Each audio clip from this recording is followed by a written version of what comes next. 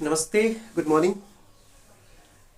निदा फाजली का एक शेर है कि जिन चिरागों को हवाओं का खौफ नहीं, उन चिरागों को हवाओं से बचाया जाए। या कृष्ण बिहारी नूर है, एक उनका एक शेर है कि सच घटे या बढ़े तो सच न रहे, झूठ की कोई इंतहा नहीं। या हरिवंश राय बच्चन की मधुशाला, मैं पीने को घर से निकला है मतवाला, किस पथ जाऊं असमंजस में भोला भाला। अलग अलग पथ सब बतलाते, पर मैं यह बतलाता हूँ, राह पकड़ तू एक चला चल, पा जाएगा मधुशाला। ये कुछ लोगों के शेर थे। मकबूल फिदा हुसैन की पेंटिंग, राजा रवि वर्मा उनकी पेंटिंग, या और भी लोग हैं जो गीतों के माध्यम से, कविताओं के माध्यम से, चित्रों के माध्यम से अपने विचारों को दूसरे तक पहुंचाते हैं। ये फ्रीडम ऑफ एक्सप्रेशन है, अभिव्यक्ति की स्वतंत्रता। तो आज के इस वीडियो में हम लोग इसी अभिव्यक्ति की स्वतंत्रता के बारे में बात करेंगे। एक्चुअली में हम लोग आर्टिकल 19 और आर्टिकल 20 के बारे में बात करेंगे। आर्टिकल 19 अभिव्यक्ति की स्वतंत्रता आर्टिकल 19(1)(a) में आता है। पिछले वीडियो में हम लोगों ने 14 से 18 तक हम लोगों ने इस जो 14 से 18 तक जो समानता का अधिकार है वो हम लोग देख लिए थे। स्वतंत्रता का अधिकार आर्टिकल 19 से 22 तक आता है। तो आर्टिकल 19 और 20 आज के इस वीडियो में हम लोग कवर करेंगे। ये आर्टिकल 19 जैसे बताया कि ये स्वतंत्रता के अधिकार की बात करता है, तो आर्टिकल 19 में 6 तरीके की स्वतंत्रता की बात की गई है। आर्टिकल 19 जो है स्वतंत्रता के अधिकार की बात कर रहा है। भाषण और अभिव्यक्ति की स्वतंत्रता आर्टिकल 19(1)(a) 6 आर्टिकल है। इसमें बी, सी, डी, ई और जी। एफ संपत्ति का अधिकार था, जो कि 44वें संविधान संशोधन के द्वारा 1978 में इसे हटा दिया गया है। तो 6 आर्टिकल बचते हैं। इन 6 आर्टिकल में पहला आर्टिकल है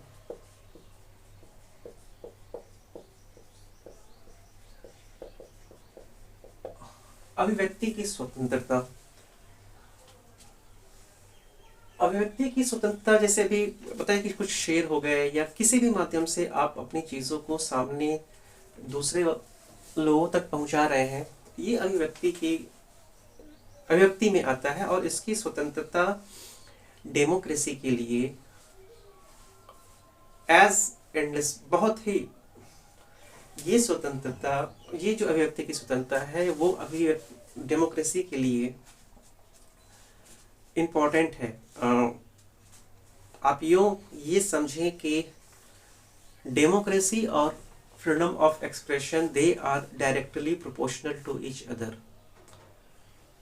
जब फ्रीडम ऑफ एक्सप्रेशन होगा, फ्रीडम ऑफ एक्सप्रेशन ही डेमोक्रेसी को आगे बढ़ाता है, क्योंकि उसमें हर आदमी को अपने अपने विचारों को व्यक्त करने की स्वतंत्रता होती है। जहां डेमोक्रेसी और freedom of expression directly proportional है, वहीं गवर्नमेंट और freedom of expression inversely proportional है। गवर्नमेंट को ये बात पच ही नहीं सकती कि जो अभिव्यक्ति हो वो उसके विरोध में जाए। पावर इस चीज को सप्रेस करेगा। और ऐसा नहीं है, ये बहुत पहले से ये चला आ रहा है। जब प्रिंटिंग प्रेस का आविष्कार हुआ तभी से उसके कुछ समय बाद से ही सेंसरशिप की व्यवस्था भी आ गई।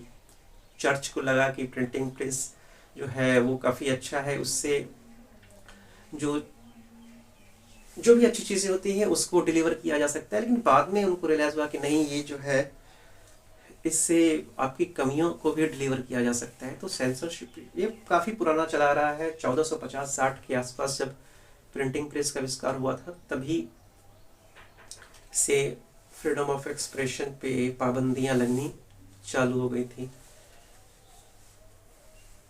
Indian news express versus government of India में सुप्रीम कोर्ट जो है अभिव्यक्ति की स्वतंत्रता को परिभाषित करने की कोशिश करता है, और उसके लिए सुप्रीम कोर्ट के कहता है कि अभिव्यक्ति की स्वतंत्रता के कुछ उद्देश्य हैं।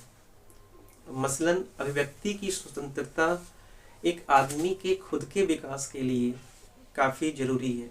आप इस चीज़ को आप खुद ही समझें। आप जब तक कुछ रचना कर रहे हैं और उसी से आपका डेवलपमेंट होने वाला है। दूसरा ये है कि अभिव्यक्ति की स्वतंत्रता सत्य की खोज में सहायक होती है। जब दो विचार आपस में टकराते हैं, इवन जॉन स्टुअर्ट मिल की पुस्तक है ऑन लिबर्टी, उसमें भी जॉन स्टुअर्ट मिल ने बताया कि जो सत्य है वो स्वयं पैदा नहीं होता है, वो विचारों के टकराव से सत्य की खोज होती है। तीसरा, अभिव्यक्ति की स्वतंत्रता से आदमी अच्छे निर्णय ले सकता है। जब तक आप डिस्कशन नहीं करेंगे, लोगों से अपने विचार नहीं बताएंगे, सामने वाले के विचार को नहीं सुनेंगे, तब तक आप एक हेल्दी डिसीजन पे नहीं पहुंच पाएंगे जो आपके विकास के लिए ज़रूरी हो। और चौथा कि ये स्टेबिलिटी और जो समाज में परिवर्तन हो रहे हैं, इनके बीच कोऑर्डिनेशन को ये डिक्लेयर करता है, ये क्लियर करता है। तो सुप्रीम कोर्ट ने जो अभिव्यक्ति की स्वतंत्रता है उसके 4 उद्देश्य बताए थे, वो ये थे। अरे अभिव्यक्ति की स्वतंत्रता कोई भी स्वतंत्रता जो है वो एब्सोल्यूट नहीं है। फिलहाल हम आगे बी देख लेते हैं। बी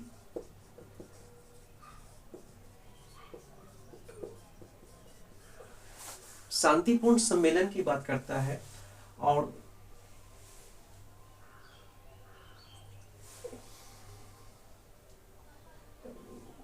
सी जो है संगम, संघ,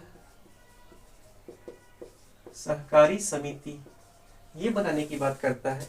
सहकारी समिति 97th अमेंडमेंट में इसको जोड़ा गया।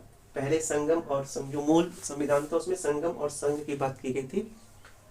97th अमेंडमेंट में इसको जोड़ा गया। संगम और संघ से ही आप राजनीतिक पार्टी जो है, एक तरीके से ये आर्टिकल ये अधिकार दे रहा है कि आप राजनीतिक पार्टी बना सकते हैं, या और कोई जो मजदूर संघ होते हैं वो यहाँ से आता है। डी, भारत में कहीं भी अबाध संचरण की बात करता है कि आप भारत में जहां भी चाहें घूम सकते हैं। ई, भारत में कहीं भी बसने की स्वतंत्रता की बात करता है। भारत में आपको जहां भी बसना है आप बस सकते हैं। एफ, संपत्ति का अधिकार था। 44th अमेंडमेंट के द्वारा 1978 में इसको हटा दिया जाता है।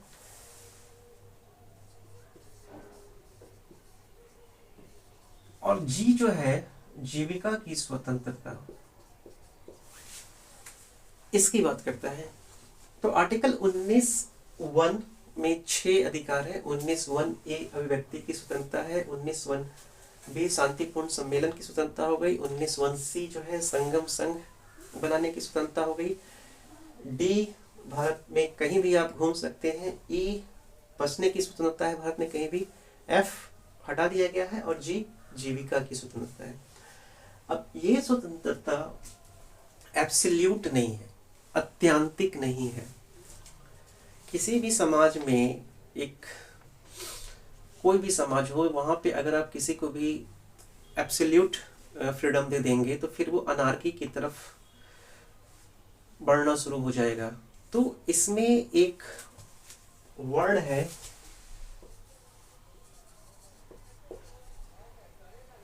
रीजनेबल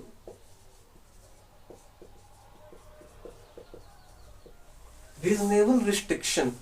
ये जितनी भी स्वतंत्रता मिली हुई है, इन स्वतंत्रताओं पे आप एब्सोल्यूट नहीं है, एक युक्ति युक्त प्रतिबंध आप इस पे लगा सकते हैं। अब युक्ति युक्त प्रतिबंध जो है वो क्लियर कौन करेगा? तो युक्ति युक्त या प्रतिबंध या रीजनेबल रिस्ट्रिक्शंस जो है वो कोर्ट के पास ये अधिकार है।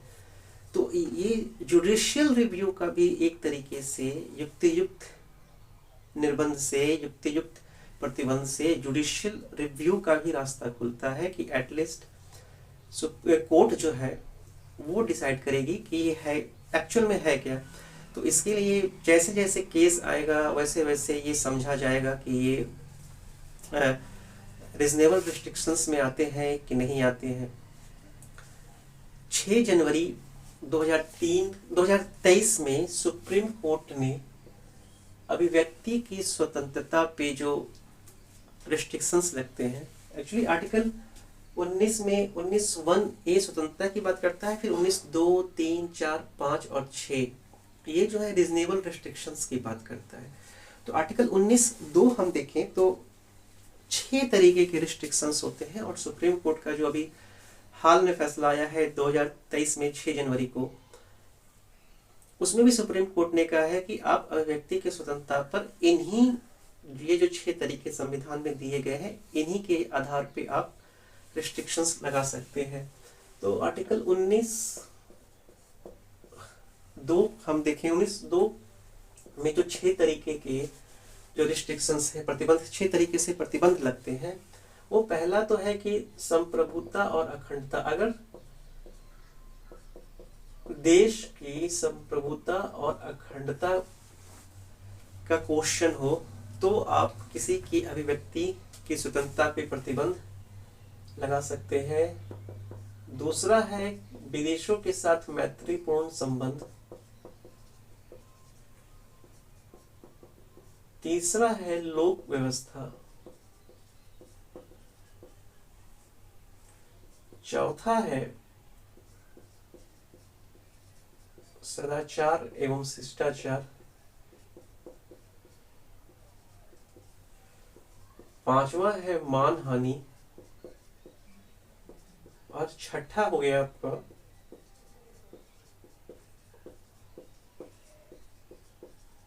न्यायालय की अवमानना।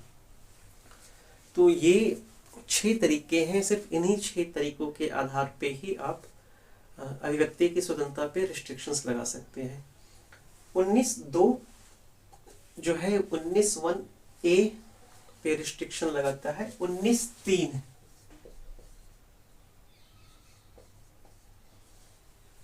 शांतिपूर्ण सम्मेलन पे रिस्ट्रिक्शंस लगाता है। 19(4),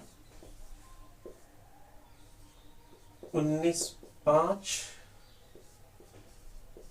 19(5) और 19(6) ये आर्टिकल्स है 3, 4, 5, 6 जो कि 19(1)(a)(b)(c)(d)(f) पे इस तरीके से रिस्ट्रिक्शंस लगाते हैं। 19(1)(a) पे 19(2) रिस्ट्रिक्शंस लगाता है, और बाकी पे जैसे शांतिपूर्ण सम्मेलन हुआ तो 19(3) रिस्ट्रिक्शंस लगाएगा। सम्मेलन शांतिपूर्ण होना चाहिए, और लोक व्यवस्था के आधार पे इस पे रिस्ट्रिक्शंस लग सकता है। निरायुद्ध सम्मेलन होना चाहिए, ऐसा नहीं कि आप हथियार लेकर के जाकर के सम्मेलन करने लगे। संगम, संघ, सहकारी समिति, ये 19(4) के तहत इसमें रिस्ट्रिक्शन लगता है। आबाद संचरण या बसने की स्वतंत्रता, ये 19(5) के तहत इस पर रिस्ट्रिक्शन लगता है। इसमें कहा गया कि अनुसूचित जनजाति के हित में ध्यान रखते हुए आप जो सरकार है प्रतिबंध लगा सकती है। जैसे जिस घूमने, आप अभी भी अगर पूर्वोत्तर के राज्य में जाएंगे तो पूर्वोत्तर के बहुत सारे राज्य ऐसे हैं जहां इनर लाइन परमिट की व्यवस्था है।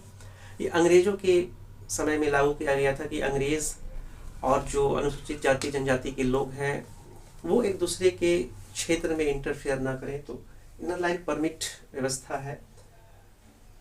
19(6) जीविका की स्वतंत्रता है, इस पे भी 19(6) के द्वारा जीविका की स्वतंत्रता पे प्रतिबंध लगता है। इसमें है कि आप कुछ भी काम कर सकते हैं, जैसे शिक्षण संस्थान है, शिक्षण संस्थान कोई भी खोल सकता है, लेकिन इसमें कुछ चीज़ों पे रिस्ट्रिक्शंस लग सकता है। वैसे मान लीजिए कि आप अपना पेशा वकालत को बनाते हैं, तो वकालत के पेशे में आपको LLB या LLM करना पड़ेगा। तो योग्यता के आधार पे यहाँ पे जो है प्रतिबंध लग सकता है। तो ये आर्टिकल 19 था। आर्टिकल 20 जो है वो अपराध के लिए दोष सिद्ध के संबंध में संरक्षण है। आर्टिकल 20 एक तरीके से अपराधी को की रक्षा करता है, और आर्टिकल 20 में भी चार सब क्लॉज है, 3 सब क्लॉज है, 20(1), 20(2) और 20(3). 20(1) की हम बात करें तो 20(1) जो है वो कहता है कि जैसे मान लीजिए कि कोई व्यक्ति है, वह व्यक्ति को उसी कानून के तहत दोषी करार दिया जाएगा जब उस व्यक्ति ने कोई प्रवर्तित कानून का उल्लंघन किया है। मान लीजिए कि कोई भी कुछ ऐसा क्राइम कर देता है जिसके लिए कोई कानून ही नहीं है, तो उस स्थिति में उस व्यक्ति को कोई सजा नहीं होगी, क्योंकि कोई कानून ही नहीं है। इसका बड़ा अच्छा एग्जाम्पल है हज का और वोडाफोन का मर्जर। 2008 में हज और वोडाफोन का मर्ज हुआ था, और चूंकि मर्जर बाहर हुआ था, देश के बाहर हुआ था, तो सरकार को जो बहुत सारे टैक्स मिलने थे वो मिल नहीं पाए। 2012 में सरकार कानून बनाती है, और कानून बनने के बाद सुप्रीम कोर्ट में केस आता है। सुप्रीम कोर्ट जो फैसला है वो वोडाफोन या हज के फेवर में फैसला जाता है, गवर्नमेंट हार जाती है। सीधा सा एक कंक्लूजन रिमार्क ये कहें कि सजा तभी मिलेगी जब उस सजा के अगेंस्ट में कोई कानून है। ऐसा नहीं है कि आपने क्राइम कर दिया, क्राइम करने के 2 साल बाद कोई कानून बन रहा है फिर आप फंसेंगे, ऐसा नहीं होगा। दूसरा इसमें इम्पॉर्टेंट पॉइंट ये है कि जब जो सजा है, जो क्वांटम ऑफ पनिशमेंट होता है, क्वांटम ऑफ पनिशमेंट चेंज नहीं होगा। मान लीजिए आज कोई केस चल रहा है, रतन लाल वर्सेस पंजाब सरकार का एक केस था, उसमें ये फैसला आया था कि जो पनिशमेंट मिल रहा है, मान लीजिए आप कुछ क्राइम कर रहे हैं और उस क्राइम का पनिशमेंट है मान लीजिए 2 साल है, 6 महीने बाद सरकार गवर्नमेंट जो है कोई कानून बनाती है और उसमें पनिशमेंट 5 साल कर दे रही है। तो ऐसा नहीं है, पनिशमेंट 5 साल नहीं होगा, पनिशमेंट 2 साल ही होगा। इसमें एक अच्छी बात यह है कि अगर सजा कम होने का प्रावधान हो तो सजा कम हो जाएगा, सजा ज़्यादा नहीं होगा। तो आर्टिकल 20(1) ये कहता है। 20(2) की हम बात करें तो 20(2) जो है वो क्या, किसी भी अपराध के लिए आप एक ही बार दोषी ठहराएंगे, 2 बार उसको सजा नहीं मिलेगी। एक अमिताभ बच्चन की मूवी थी अंधा कानून। अंधा कानून में अमिताभ बच्चन जो है वो कहते हैं कि सर मैंने तो, वो कोर्ट में जाके एक व्यक्ति को, अमरीश पुरी को शायद मारते हैं, और कहते कि इसकी सजा तो मैं पहले ही भुगत चुका हूँ। तो आप एक जो पनिशमेंट, जो घटना घटी है या जो क्राइम हुआ है उसके लिए एक ही बार पनिशमेंट मिलेगा। और तीसरा जो है आर्टिकल 20(3) ये कहता है कि किसी भी अपराधी को अपने खिलाफ गवाह देने के लिए या साक्ष्य देने के लिए बाध्य नहीं किया जा सकता। तो आर्टिकल 20 एक तरीके से जो व्यक्ति इवन अपराधी है उस अपराधी को भी प्रोटेक्ट करने का काम करता है। तो ये आर्टिकल 19 और आर्टिकल 20 था। नेक्स्ट वीडियो में हम लोग आर्टिकल 21 पे बात करेंगे। धन्यवाद।